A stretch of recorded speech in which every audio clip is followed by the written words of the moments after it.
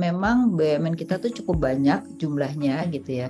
Nah, kalau kita lihat kontribusi dari labanya, sebenarnya jujur aja cuma 5 perusahaan yang memberikan kontribusi, 6 lah, 6, yaitu Bank BUMN, ya, hampir semua Bank BUMN, kemudian telekomunikasi, Pertamina, ya, itu yang paling besar.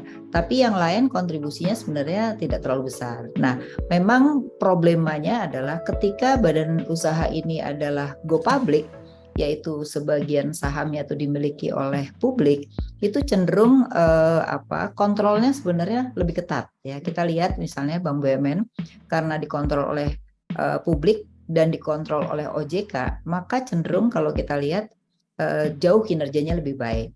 Tapi BUMN-BUMN yang tidak go public ya gitu, ini adalah menjadi problem. Walaupun ada undang-undang BUMN yang menyatakan bahwa harus menjalankan GCG.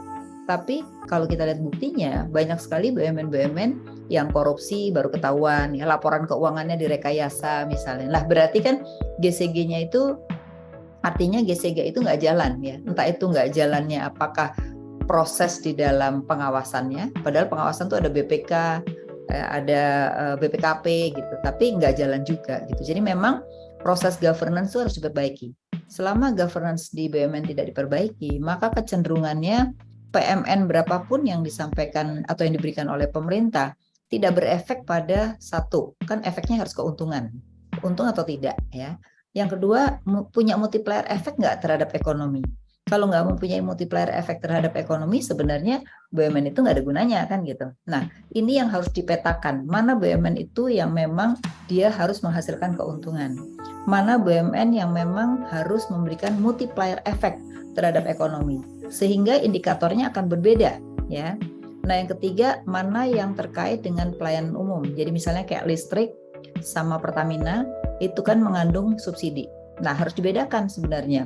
Mana Pertamina yang tidak subsidi, mana yang subsidi. Karena kalau tidak dipisahkan, maka kalau kita bicara dengan joint cost-nya gitu ya, enak dong yang mendapat keuntungan nebeng sama yang subsidi kan gitu. Jadi bebannya di subsidinya gitu. Jadi harusnya yang ada subsidinya itu harusnya BLU ya. Jadi mereka itu benar-benar akan kelihatan berapa subsidinya dan pertanggungan subsidinya, pertanggungjawaban subsidinya. Jadi tidak dicampur dalam satu PT ya. Jadi yang memang dia tidak subsidi ya dia biar go public sehingga ada pengawasan terhadap publik gitu ya. Jadi memang kalau saya sarankan semua BUMN yang terkait dengan keuntungan harus go public.